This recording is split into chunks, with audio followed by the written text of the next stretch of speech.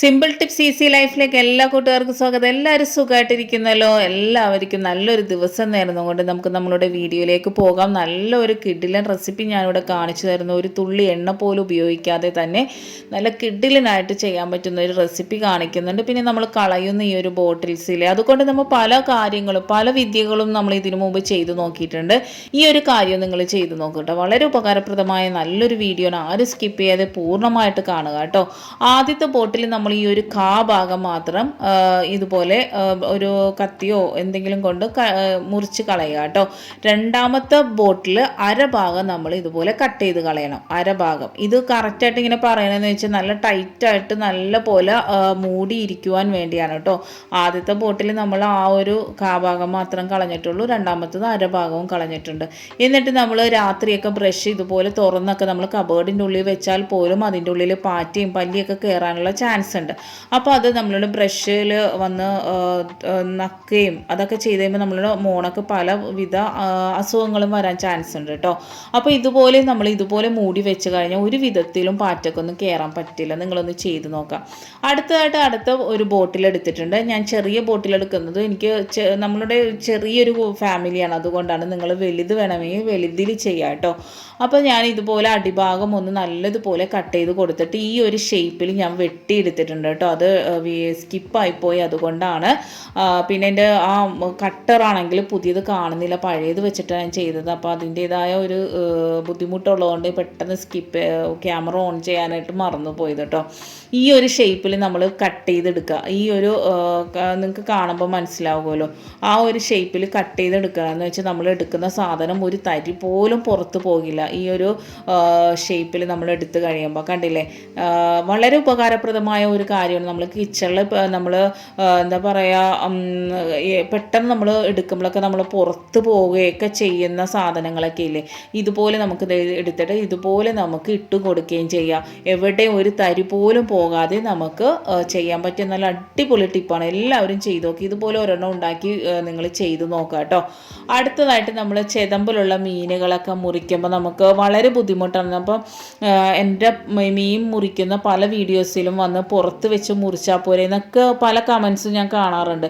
ഇപ്പോൾ ഉള്ള ജനറേഷനിൽ, ഇപ്പോൾ ഉള്ള ഈ ഒരു കാലം എന്ന് പറഞ്ഞു കഴിഞ്ഞാൽ ഫ്ലാറ്റിൽ ജീവിക്കുന്നവരും 2 സെൻറ്റിലും 1 സെൻറ്റിലും വീട് വെക്കുന്നവരൊക്കെ ഉണ്ട്. അപ്പോൾ അകത്ത് വെച്ച് തന്നെ മീൻ മുറിക്കുന്നവർ പലവരും ഉണ്ട്. അപ്പോൾ അത് അങ്ങനെയുള്ളവർക്കുള്ള വീഡിയോ ആണ് കേട്ടോ. ഇതുപോലെ നമ്മളൊരു 10-15 മിനിറ്റ് മുറിക്കുന്നതിന് മുമ്പ് വെള്ളത്തിലിട്ട് വെക്കുക. മീൻ ഏതൊരു മീനാണെങ്കിലും ചെതമ്പലുള്ള മീൻ. എന്നിട്ട് നമ്മൾ ഇതുപോലെ ചെതമ്പൽ കളഞ്ഞെടുത്ത് കഴിഞ്ഞാൽ ഒരു ഭാഗത്തേക്കും തെറിച്ച് പോവില്ല കേട്ടോ. അടുത്തതായിട്ട് നമ്മൾ ഇത് കഴുകിയെടുക്കുമ്പോൾ കുറച്ച് വിനാഗിരി ഉപ്പും കൂടെ ചേർത്ത് നമ്മൾ മീൻ നല്ലതുപോലെ ക്ലീൻ ചെയ്തെടുത്ത് കഴിഞ്ഞാൽ നമ്മൾ പൊരിക്കുമ്പോഴാണെങ്കിലും കറി വെക്കുമ്പോഴാണെങ്കിലും വീട്ടിൽ ഒട്ടും സ്മെല്ല് വരില്ല. ഒന്ന് ചെയ്ത് നോക്കാം കേട്ടോ. വിനാഗിരി ഉപ്പിട്ട് നിങ്ങൾ കഴുകി നോക്കാം. അടുത്തായിട്ട് നമ്മൾ ഈ ഒരു റെസിപ്പിക്ക് വേണ്ടി കുറച്ച് മസാലക്കൂട്ട് ഉണ്ടാക്കുന്നുണ്ട്. വേപ്പില, ഇഞ്ചി, കുരുമുളക്, പെരിഞ്ചീരകം, കാന്താരി, ഇവയെല്ലാം കൂടി നമ്മൾ ഇത് നല്ലതുപോലെ അരച്ചെടുത്തിട്ടുണ്ട്. ഏതൊരു മീനിനും നിങ്ങൾ ഇതൊന്നും ചെയ്ത് നോക്കുക. ഒരു തുള്ളി എണ്ണ പോലും നമ്മൾ ഇതിൽ ഉപയോഗിക്കുന്നില്ല, ഒരു തുള്ളി പോലും.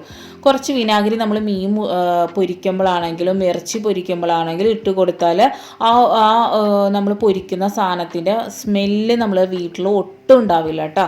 അത് ഏതൊരു ഇപ്പോൾ ചാളയാണെങ്കിൽ കൂടുതൽ നമുക്ക് ഒരു ടെൻഷനാണ്, അതിൻ്റെ മണം പോകാനായിട്ട് വളരെ ബുദ്ധിമുട്ടല്ലേ. അപ്പോൾ ആ സമയങ്ങളിൽ ഇതുപോലെ വിനാഗിരി ഒഴിച്ച് നിങ്ങളൊന്ന് പൊരിച്ച് നോക്കുക. നമ്മളെ വീട്ടിൽ ബാഡ് സ്മെല്ല് ഉണ്ടാവില്ല. അതിലേക്ക് നമ്മൾ ആവശ്യത്തിന് മഞ്ഞൾപ്പൊടിയും ആവശ്യത്തിന് നമ്മളുടെ മുളക് പൊടിയും, എരിവ് എങ്ങനെയാണോ നിങ്ങൾക്ക് വേണ്ടത് അതിനനുസരിച്ച് കാന്താരി, മുളക് പൊടി, കുരുമുളകൊക്കെ നിങ്ങൾ ചേർത്താൽ മതി കേട്ടോ. ഓരോരുത്തരുടെ ഇഷ്ടത്തിന്. പെരിഞ്ചീരകവും പിന്നെ കറിവേപ്പിലയൊക്കെ നമ്മൾ 1/2 ടീസ്പൂൺ വെച്ച് പെരിഞ്ചീരകം 1/2 ടീസ്പൂണും കറിവേപ്പില ഒരു 4-5 തണ്ട് എടുത്തിട്ടുണ്ട്. എനിക്ക് വളരെ ഇഷ്ടമാണ് കറിവേപ്പിലയുടെ ടേസ്റ്റ് കേട്ടോ. അപ്പം ആ മസാല നല്ലതുപോലെ മീനിലേക്ക് തേച്ച് കൊടുക്കാം.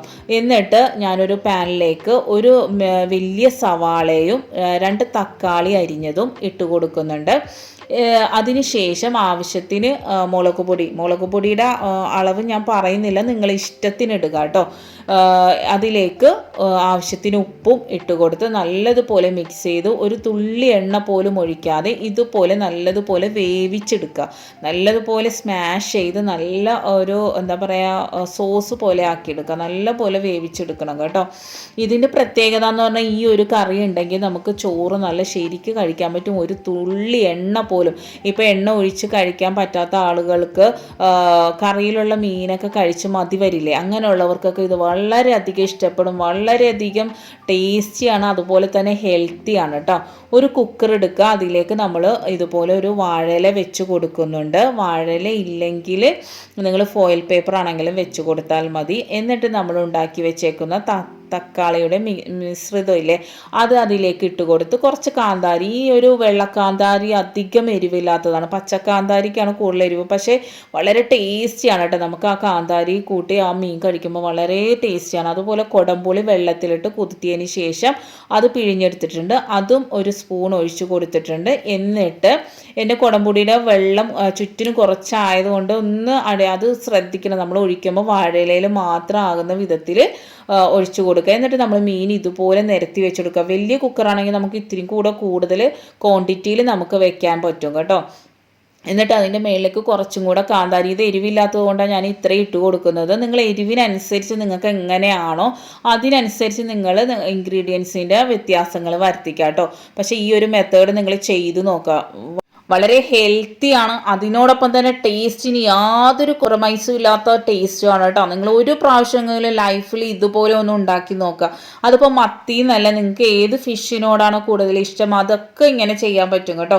നല്ല നെയ്യുള്ള മത്തി കിട്ടിയാൽ ഇതുപോലെ ചെയ്യാം. അതിൻ്റെ മേളിലേക്ക് ഒരു ടേബിൾ സ്പൂൺ കൂടി നമ്മളുടെ പുളിവെള്ളം ഒഴിച്ച് കൊടുക്കുന്നുണ്ട്. എന്നിട്ട് അതിൻ്റെ മേളിലേക്ക് നമുക്ക് ഇതുപോലെ വാഴയില വെച്ച് കൊടുക്കുക കേട്ടോ. ഈ വാഴയിലയുടെ സ്മെല്ലും അതുപോലെ തന്നെ നമ്മളുടെ മസാലൻ്റെ ടേസ്റ്റ് അത് അറിയാലോ എന്തൊക്കെയാണ് അതിൽ ചേർത്തേക്കുന്നത്. ഒറ്റ വിസിൽ വരുത്തിച്ചാൽ മതി. വളരെ സിമ്മായിട്ട് ഇട്ട് കൊടുക്കുക. ശ്രദ്ധിക്കേണ്ട കാര്യം, നമ്മൾ പുളിവെള്ളം ഒഴിക്കുമ്പോൾ ചുറ്റിനും ആ വാഴയിലയിൽ മാത്രമാകുന്ന വിധത്തിൽ ഇട്ട് കൊടുക്കുക, ചുറ്റിനും ആകാൻ പാടില്ല. ഒറ്റ വിസിലിൽ നമുക്ക് ഇത് വെന്ത് കിട്ടുകയും ചെയ്യും. നല്ല ചുട്ടെടുത്ത പോലെ എന്താ പറയുക, പണ്ടത്തെ നമ്മൾ പുളിയില അരച്ചിട്ട് നമ്മൾ ഉമ്മുമ്മയൊക്കെ എനിക്ക് ഉണ്ടാക്കി തന്നിട്ടുണ്ട്. പുളിയില അരച്ച് ചുട്ടെടുക്കും നമ്മളുടെ മത്തി, അതുപോലത്തെ ടേസ്റ്റ് ആയിരുന്നു. വളരെ അടിപൊളിയായിരുന്നു കേട്ടോ. നിങ്ങൾ ജീവിതത്തിൽ ഒരു പ്രാവശ്യമെങ്കിലും ഇങ്ങനെ ചെയ്ത് നോക്കുക. അപ്പം മത്തി എന്നല്ല, നമുക്ക് ഇതുപോലെ ഏതൊരു മീനും ചെയ്യാൻ പറ്റും, ഹെൽത്തി ആയിട്ട് കഴിക്കാൻ പറ്റും. ഒരു തുള്ളി എണ്ണ പോലും ഇതിലില്ല. അതുപോലെ തന്നെ നമ്മൾ ഇതിൽ ചേർത്തേക്കുന്നതെല്ലാം നല്ല ഹെൽത്തിന് നന്നായിട്ടുള്ള കുരുമുളക്, കാന്താരി, കറിവേപ്പില, പെരുംജീരകം, ഇഞ്ചി, വെളുത്തുള്ളി ഇട്ടിട്ടില്ല, ഇഞ്ചി, എല്ലാം നല്ല ഹെൽത്തി ആയിട്ടുള്ള ഇൻഗ്രീഡിയൻസ് ആണ്.